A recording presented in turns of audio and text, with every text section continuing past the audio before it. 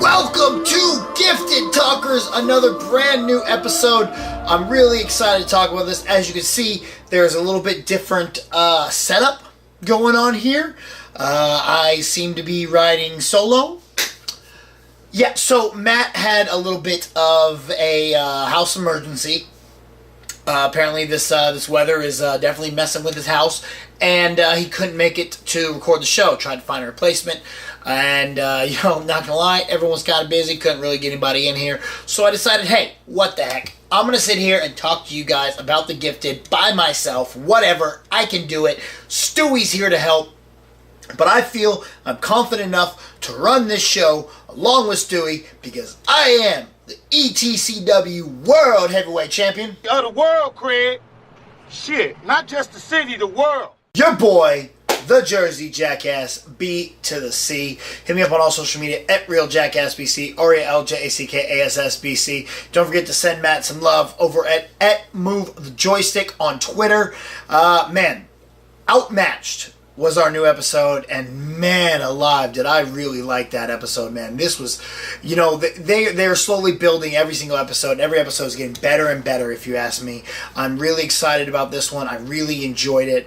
You're going to see a couple different things about this episode of Gifted Talkers. Don't get used to them.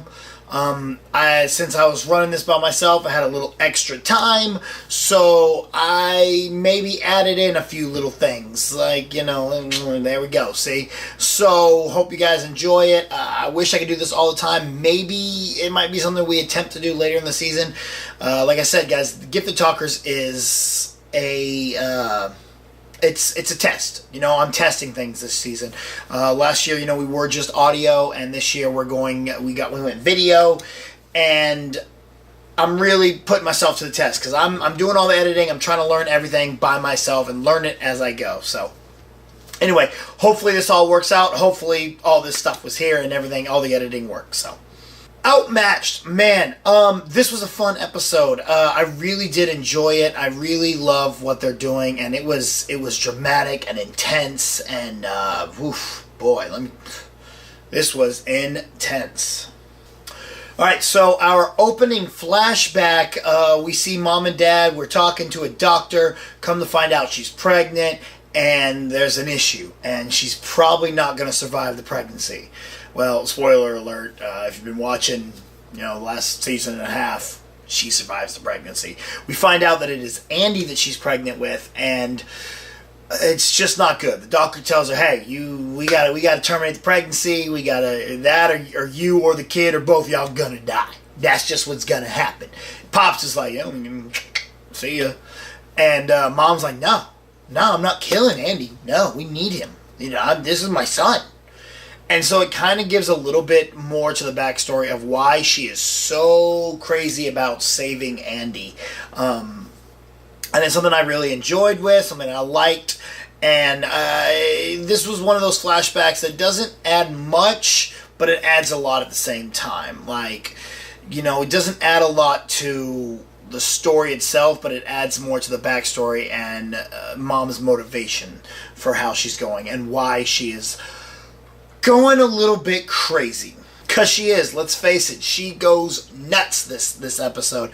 We'll get into that. So then we flash forward to today. We're having a meeting. The Struckers are back together. They're sitting at dinner. They're talking things out. They're talking about Dad's powers. And they've decided that together, they felt bad about, how Lauren's been feeling. They haven't checked with her on Andy, and they seem to really be having a better family dynamic here, which is something I liked about the episode. And they decide, hey, Pops is going to go to Thunderbird and be like, I got some powers. Like, this is what's happening. Which is smart. I think it's time, I like that they're not doing the normal drama series thing where they keep everything hidden and then it just comes out of nowhere and they're like, why didn't you tell us earlier? Now we're mad and don't trust you. That's a trope that they like to use a lot in shows like this. So, I like that Dad just straight up went to Thunderbird and be like, turns out I do have some powers and they're starting to manifest and I'm melting a lot of stuff. And Thunderbird's like, yo, dude, yeah, you're gonna need training. He's like, nah, man, let's just suppress it. Nah, dude, you need training. Nah, man, we can suppress it. Dude, you can't suppress it. You need training. And so then we find out now right before this scene we've decided that we got to go after Wire. We got to find out, hack into this security system, find out what the Inner Circle is doing. So they're getting ready to go. They're having this meeting, and Dad's like, you know what, yo, you just go. We'll deal with me later. I'm fine right now. I'm not melting anything at this moment, so we're cool. So Thunderbird goes off. They go to get Wire. Turns out Wire's dead. Yeah, no more Wire. He got killed by the Cuckoos. Or, well, actually, he killed himself because the Cuckoos said, yo, dude, pound yourself. Be done. Sayonara. Well, his brother Graf, not happy, shoots up Thunderbird, who's not happy about that. They end up getting a hold of Graf and taking him back to their place. Now, they kind of force Graf through some nefarious means to hack into this, it's kind of like a prison, insane asylum kind of thing that they're holding a bunch of mutants at, because that's where the Inner Circle is apparently, they're working on going, they're trying to get to. Graf's not having nothing of it, because the last time his brother Wire helped them, Cuckoos came in, so he don't want nothing to do with it. And they can't seem to find the way to get him to it. Well, enter crazy mom. And she comes in and uses this drug that sends him in, that immediately cleans up his system and immediately sends him into withdrawals, which apparently is something they use in hospitals when someone comes in overdosing or something. So now he's having a kick, and even Lauren's like, Mom, are you sure about this? Like, I don't think this is a good idea. Like, what are you doing? And Mom's like, yo, we're getting Andy back, and this is how we do it. Mom's fighting.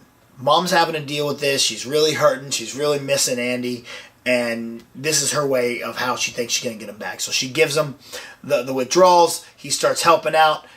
He's not helping as fast as they want him to, so she gives him a little bit of this stuff called kick. It's basically the same thing as whatever drug he uses. And we find out that the Inner Circle hacked in and shut down and set the prison / whatever you want to call it into lockdown mode like 12 minutes ago. And so like, wait a minute, what do you mean 12 minutes ago? Oh, they're attacking this place now. We gotta go. So Thunder Blink and Marcos are gonna go, and Lauren's like, yo, look, I can get to Andy. Let me go talk to him. And, they have that connection, so Mom's like, all right, go ahead and go. All right, I'll get into that in a minute. I'll get my thoughts on that here in a little while.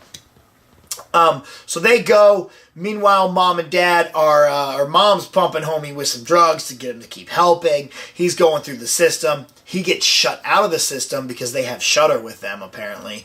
They never really show her, but Mom really gives him some of his drugs, and he gets him back in there. They're going through, they're seeing on the cameras what's going on. When we get there, Thunderblink's going in to try and find Lorna and Andy and find out what's going on, while Marcos and Lauren are standing outside, standing guard, because there's only one way in and one way out of this place. I'm not going to lie to you guys. When they pulled up, it literally, the entrance and everything, it looked like they just cleaned up the set from the underground hideout in season 1. It literally looked like that built. They just cleaned the setup, didn't make it look like a junkyard, made it look clean. And I'm like, this is literally the same set. Maybe it's not, but to me it looked like it was. But that's not important. That's just a thing. So Thunderblink's going through there trying to find him, and they see some kind of explosion, which leads Mom to get the cameras to really find Andy. They find Andy, and Andy seems like he's really enjoying what he's doing, which is what I want from Andy. I don't want, I've said it before, I say it over and over on this show, I don't want him to be conflicted. I want him to be going all in, ready to fight, 100%. He is down. So I like that they kind of did this and they kind of had this, and I like that Mom saw it. Now, Mom doesn't want to believe it after homie Graf almost dies of a heart attack because of all the drugs Mom gave him. She's talking to Dad, and she's like, you saw him, he wants out. No, then Dad's rhyme or reason here, Caitlin, he was enjoying what he was doing, which he was, which is again what I wanted. Thunderblink finally finds them. They see him down the way. They've got someone with them. And Thunderbird calls out to Lorna, who comes back, and she's not having it. Like, look, I'm not having it. Boom. Releases all these mutants, who immediately start killing each other. I don't know why. There's not really much of an explanation of why they are all of a sudden deciding, hey, we need to start killing each other.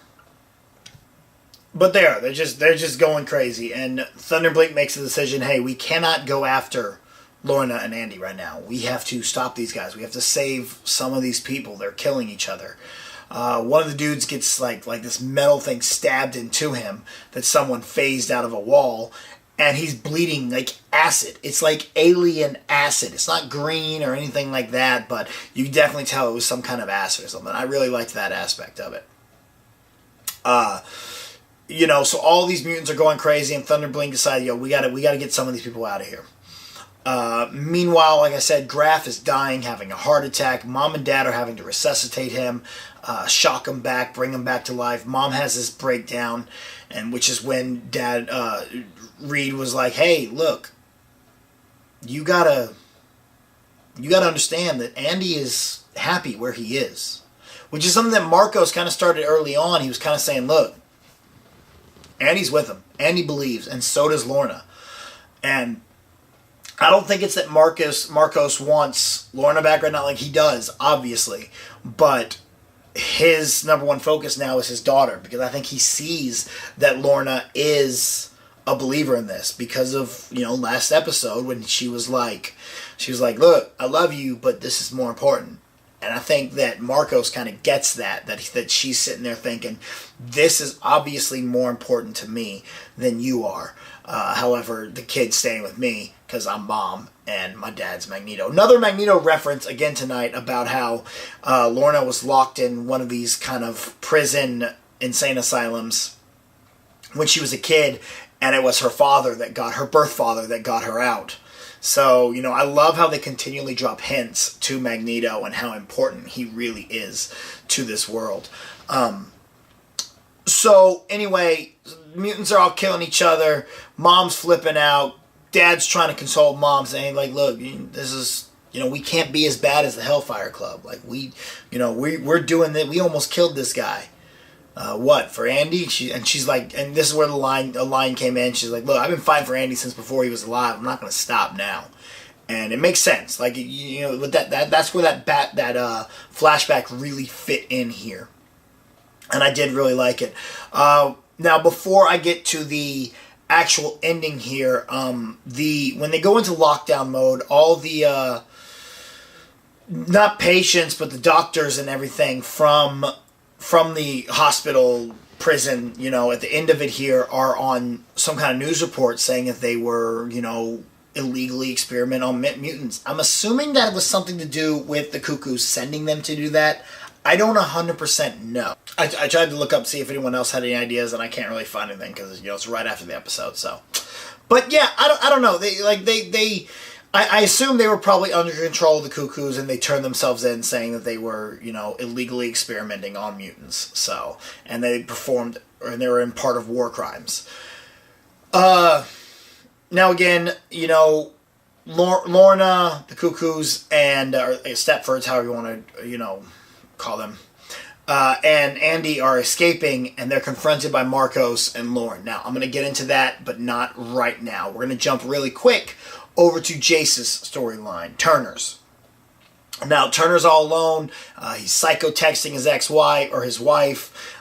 Please, talk to me. Where you at? Baby, I love you. I'm sorry. And she's not responding. He almost gets angry, sends the silent treatment. Really? Text, but he ends up not doing it. He starts looking up marriage counseling. That's when he gets a certain call. Now, last week, Matt and I speculated that this guy from the cop, from the precinct, that had given that look at the end of the last episode, they were going to team up together to make something else happen. I didn't see him being a purifier. Did not see that one coming. I should have. I really should have. I should have looked at the dude right off the bat and gone, you're a racist piece of crap. But instead, I gave him the benefit of the doubt, and I figured he was going to try and work with Turner on a more of a, not the good guys, but good guy adjacent kind of role. And they're trying to get the same result that the Mutant Underground's doing, but in the human way. But so he calls up Turner. He's like, "Yo, dude, can you meet me like tomorrow? Like, we can talk about this, because I think we can work together." And Turner's like, "All right, cool. Let me come meet you." So Turner goes to meet him. Come to find out, yes, this dude is a purifier. And if you didn't get it from the very, very in-your-face hints, the purifiers are obviously the KKK. Like, there's no secret. The X-Men universe has always been, Professor X is basically Martin Luther King. Magneto is Malcolm X. And it's all about civil rights. The X-Men are kind of a metaphor for civil rights. And now you look at this and you got these dudes, the purifiers, who are basically the piece of crap KKK. So Turner immediately is like, "Yeah, that's not me, man. I'm not part of that." And he's like, "Man, we're not all that bad. We just care about our race because, human power." Racist crap. So Turner's like, "Nah, man, I'm good." Dude gives him his number. He's like, "Hey, man, if you change your mind, come be racist with me." And Turner's like, whatever. Takes it and leaves. You don't think you're going to see much more of that. Obviously, you're going to see much more of that. But in comes Turner at the end of this, sitting in his hotel room, seeing this report of the staff of the facility, kind of like, "Yeah, we were mutant crimes, war criminals. Yeah, we need to be prosecuted. Our bads. We messed up." Turner takes that number out, calls the dude. I didn't see him turn to join the Purifiers. Maybe I should have, because he turned and joined that doctor dude in the first season.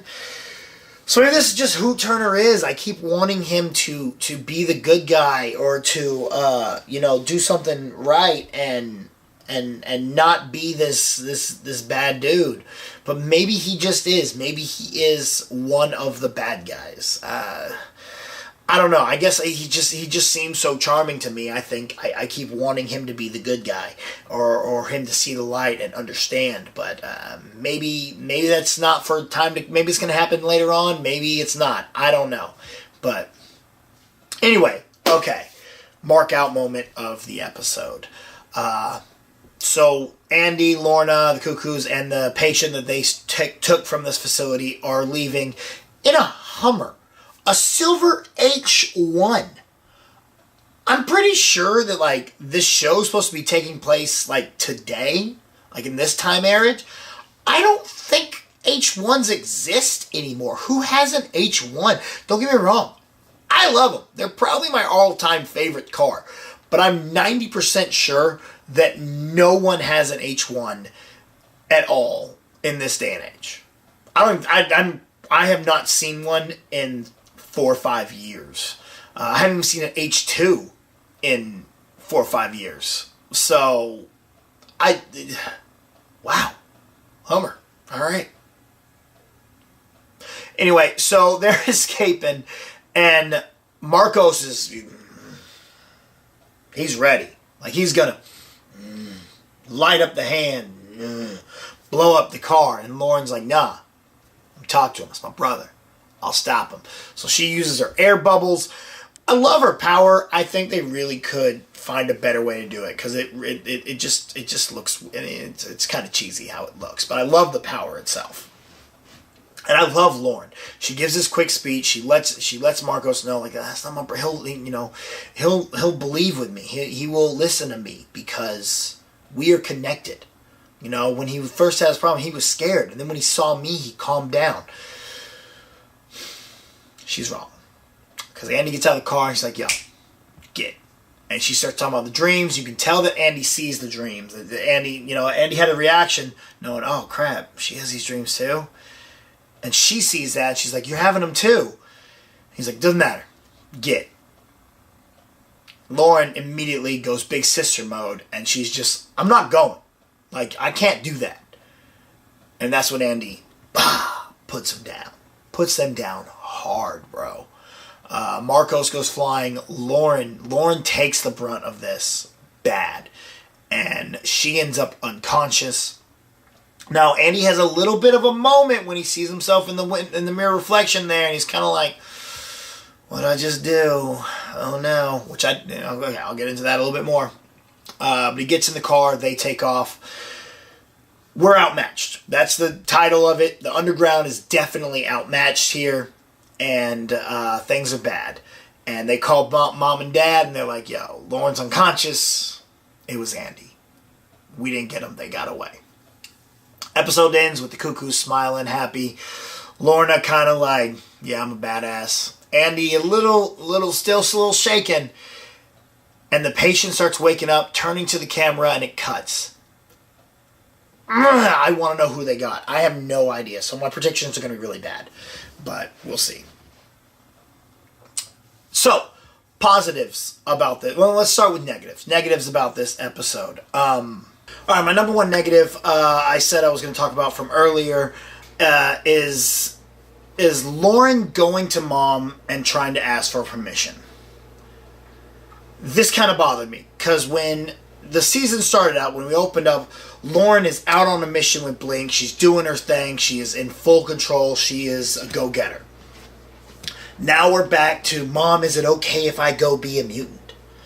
I don't like that. And maybe I'm jumping ahead. Maybe I'm going a little fast. But I want Lauren to be full-fledged. I'm awesome. I'm a badass. I'm a potential leader of the underground. Because I really like the character. I really like Natalie Allen Lynn. Not only am I absolutely in love with her, but she's just a damn good actress. And I really like how dialed in she is with this character. So I don't like that we've taken a step back and she's kind of like, I don't know, Mom, can I go? I should go, don't you think? Is it okay? Kind of bothered me. My other negative is, again, going back to Andy. Y'all know how much I really want Andy to just be the complete opposite of Lauren. And that full-fledged, I'm the villain. I didn't like the moment where he kind of looks in the mirror, or sees his reflection. He's like, man, did I do that? That probably wasn't the best idea. Because it could possibly be that the Cuckoos are in his head. And I'm really hoping that's not the case. I'm really hoping that it is definitely that he's just, still a kid. I hope that's what it is. If that's what it is, then this really isn't a negative. But I'm putting it here because I would rather them just, pull forward, pull the trigger, and be like, yo, he's the bad guy. This is what's up. But bad guy. But, I don't know. All in all, really, those are my only negatives. I said last episode that was my favorite of the season so far, but this has really stepped it up again. And I really enjoyed this episode.